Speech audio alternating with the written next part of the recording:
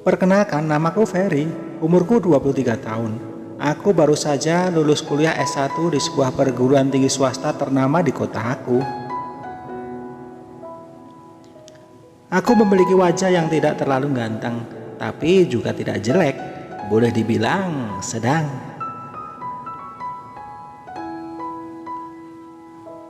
Namun aku memiliki kelebihan.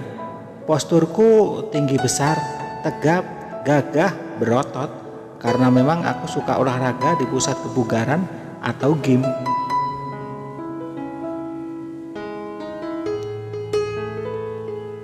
Tak cuman itu, seminggu 2 atau 3 kali aku sempatkan untuk berenang.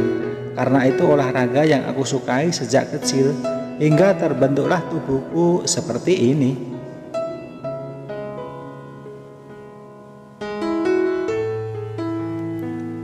Aku terlahir dari keluarga yang pas-pasan. Bapakku Pak Sumitro namanya. Dia bekerja serabutan, menunggu para tetangga yang mungkin butuh bantuan.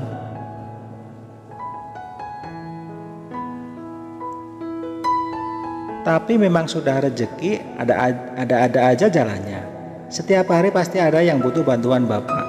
Yang benerin genteng, bersih-bersih rumah, pokoknya apapun dikerjakan bapak.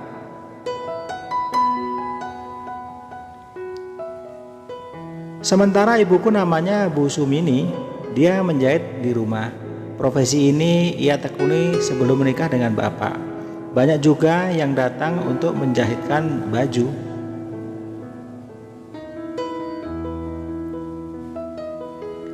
Sampai-sampai terkadang ibu harus lembur untuk menyelesaikan jahitannya. Tidak ada yang membantu, karena di rumah tidak ada yang bisa menjahit selain ibu.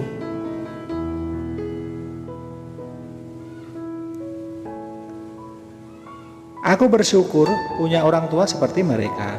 Biarpun pekerjaan mereka begitu, tapi terbukti mereka bisa menyekolahkan aku hingga lulus kuliah.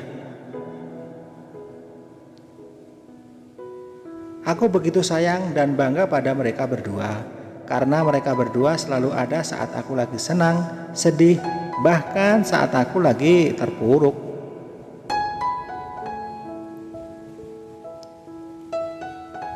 Setelah lulus kuliah, aku sudah melamar pekerjaan ke sana kemari. Namun belum ada yang nerima aku jadi karyawan. Ada satu yang nerima aku di bank swasta kecil yang masih berkembang.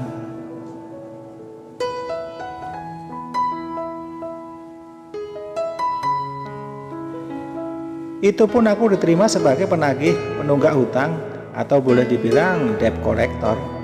Daripada nganggur, aku terima saja pekerjaan itu.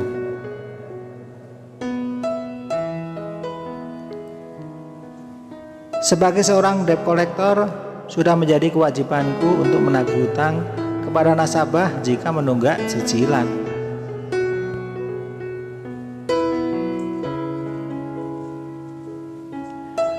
Menjalani profesi seperti ini, aku seringkali menemui berbagai macam rintangan dan tantangan, bahkan godaan.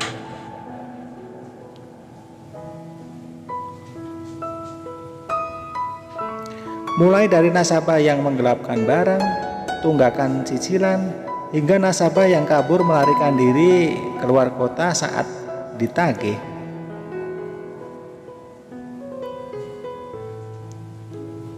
Namun ada salah satu nasabah yang membuatku iba, hingga aku bisa menceritakan cerita ini.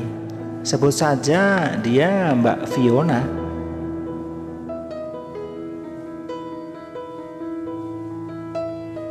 Mbak Fiona adalah seorang janda beranak satu, dengan wajah cantik, dengan kulit yang putih.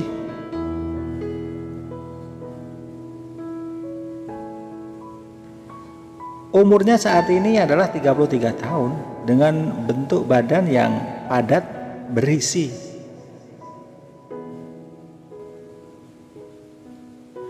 Sejak memutuskan bercerai dengan mantan suaminya sudah hampir 3 tahun, ia seorang diri merawat anak sematawayangnya yang kini berusia 4 tahun.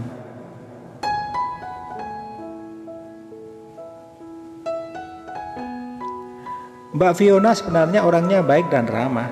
Selama menjadi nasabahku, hampir tidak pernah ia menunggak cicilan.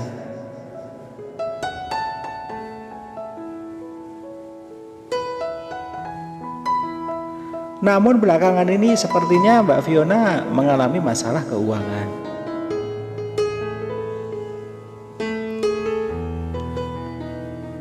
Sudah 3 bulan yang menunggak cicilan.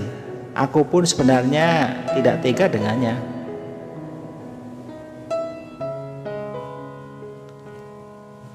Sudah 2 bulan ini aku menutupi cicilan Mbak Fiona dengan uang gajiku. Namun sampai saat ini belum ada kejelasan kapan Mbak Fiona bisa membayarnya. Sedangkan aku sebenarnya merasa keberatan jika terus-menerus menutupi cicilannya setiap bulan.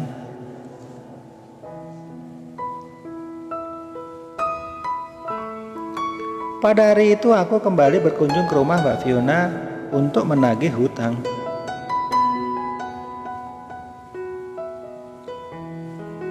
Sesampainya di sana, aku pun melihat Mbak Fiona yang sedang duduk melamun di ruang tamu seorang diri, dan wajahnya pun tampak muram.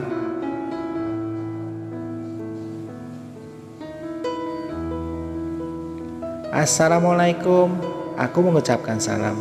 Waalaikumsalam, mari masuk mas, jawab Mbak Fiona.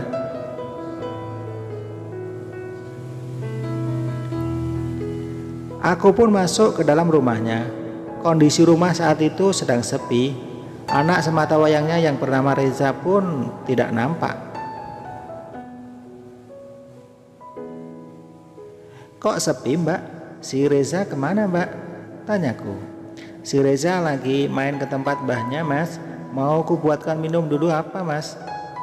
Jawab Mbak Fiona. Gak usah repot-repot mbak, aku kesini mau nagih hutang yang kemarin. Gimana mbak, mau bayar kapan? Ujarku.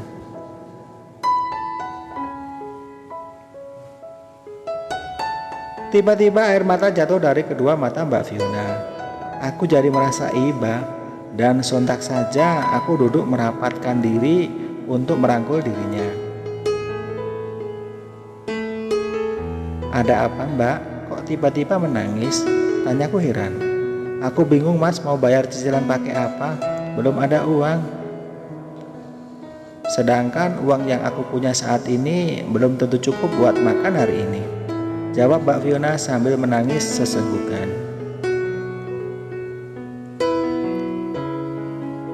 Aku pengen coba menenangkan Mbak Fiona sambil mengelus-ngelus rambutnya yang hitam dan panjang itu. Saat itulah seketika timbul gejolak dalam diriku, hingga akhirnya aku pun jadi terpikir untuk mengajaknya hubungan sebagai ganti pembayaran cicilannya.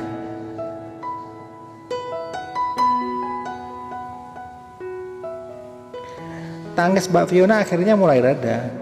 Meski gugup, aku pun akhirnya memberanikan diri bertanya pada Mbak Fiona.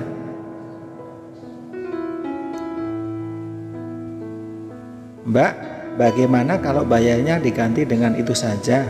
Tanyaku. Itu gimana ya mas? Mbak Fiona bertanya balik. Ya itu mbak, masa mbak nggak tahu sih? Ujarku. Sejenak Mbak Fiona berpikir. Oke lah kalau begitu, tapi bener ya, utangku jadi lunas. Akhirnya kita berdua melakukan hal itu di kamar Mbak Fiona. Sungguh luar biasa sekali. Pengalaman pertama dengan seorang janda.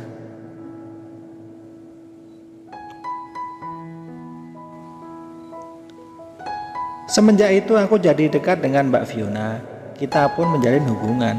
Dan singkat cerita, aku lamar dia untuk jadi istriku.